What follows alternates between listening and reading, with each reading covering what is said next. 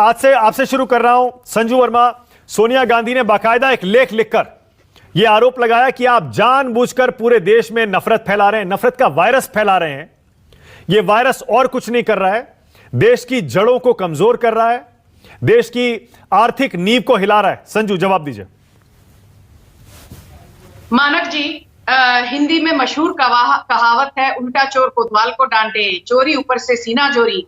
मुझे तो ये कहावत भी याद आ रही है, हाथी के दांत खाने के और दिखाने के और हाथी के दांत खाने के और दिखाने के और इसलिए कह रही हूं मैं। इसके पीछे कारण ये है कि चाहे हाशिमपुरा के 1987 के दंगे हो, भागलपुर के 1989 के दंगे हो, उसके बाद 1984 में जो सिखों का नरसंहार हुआ, कत्लेआम हुआ राजीव गांधी के नाक के नीचे, 1990 में जो कश्मीरी पंडितों का नरसंहार हुआ, फिर बात करते हैं हाल फिलहाल में 2006 में आप अलीगढ़ के दंगे देखिए, 2008 में महाराष्ट्र के धुले में दंगे देखिए, 2010 में बंगाल के नॉर्थ 24 परगनास के दंगे देखिए, 2012 के असम के कोकराझार के दंगे देखिए, या फिर उत्तर प्रदेश के मुजफ्फरनगर के 2013 के दंगे देखिए। आपको साफ शब्दों में दिखेगा कि ये सभी दंगे तब हुए या तो जब केंद्र में कांग्रेस की सरकार थी या इन सभी राज्यों में कांग्रेस की सरकार थी। तो कांग्रेस जब बीजेपी पर हिंसा, भड़काऊ भाषण, दंगे फैलाने का आरोप लगाती है, तो मैं उनसे एक बात कहना चाहती हूं, आप एक उंगली बीजेपी की तरफ आप इल्जाम लगाते हो तो बाकी जो चारों उंगलियां हैं वो आपकी तरफ है, और उन चारों उंगलियों का आप निशाना पढ़ लीजिए। वो आपसे ये कह रही हैं कि यदि 2014 में भी जनता ने आपको नकार दिया, लोकसभा 2014 चुनाव में, 2019 के चुनाव में भी जनता ने आपको नकार दिया, उसके पीछे ये कोई संयोग नहीं था। जनता ने जानबूझकर कांग्रेस को दरकिनार किया, क्योंकि कांग्रेस सिर्फ हिंदू मुस्लिम भाई भाई, हिंदू चीनी भाई भाई, ये सब सिर्फ टीवी स्टूडियोज में आकर बोलते हैं। मानक जी, मुझे एक बात बताइए, यदि हिंदू मुस्लिम भाई भाई हैं, तो सोनिया गांधी जी, मेरा आपसे एक सिंपल सवाल है, जस्टिस राजेंद्र सच्चर की कमेटी का गठन तो कांग्रेस सरकार जब केंद्र में थी 2005 में तब हुआ था। सच्चर कमेटी ने अपनी सिफारिशें दी थी 2006 में।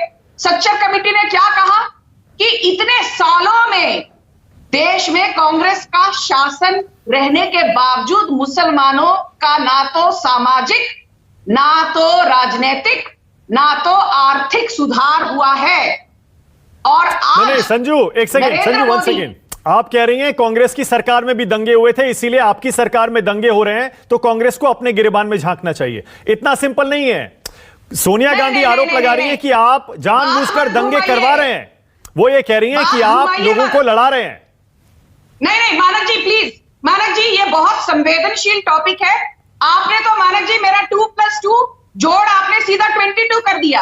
आपने बात को बड़ी सफाई से घुमा दिया।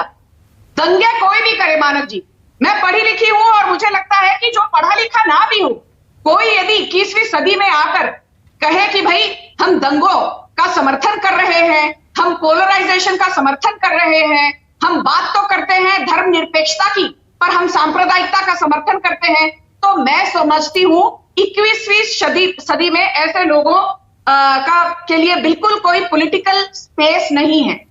बात सिर्फ इतनी है। नहीं, या तो आप सीधे सीधे ये आरोप लगाइए ना, जो बीजेपी कांग्रेस जो कह रही है, आप कहिए कांग्रेस ने दंगे करवाए। आप कह रही है कांग्रेस सरकार में भी दंगे हुए। मैं ये सुनना चाह रहा हूं आपसे कि आप ये बताएं, आप ये कहें कि कांग्रेस ने भी दंगे करवाए और देश को बांटा।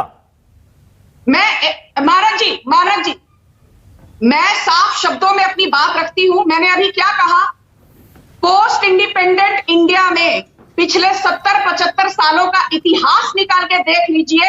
ये तो पब्लिक डोमेन में है, कोई संजू वर्मा कहानी नहीं गढ़ रही है मानव गुप्ता के शो पर। सबसे भड़काऊ, सबसे हिंसा से भरे दंगे, सबसे ज्यादा सांप्रदायिकता, धर्मनिरपेक्षता के नाम पर लोगों को बांटना, यहां तक कि जो भारत का विभाजन हुआ वो भी धार्मिक तथ्यों के आधार पर हुआ।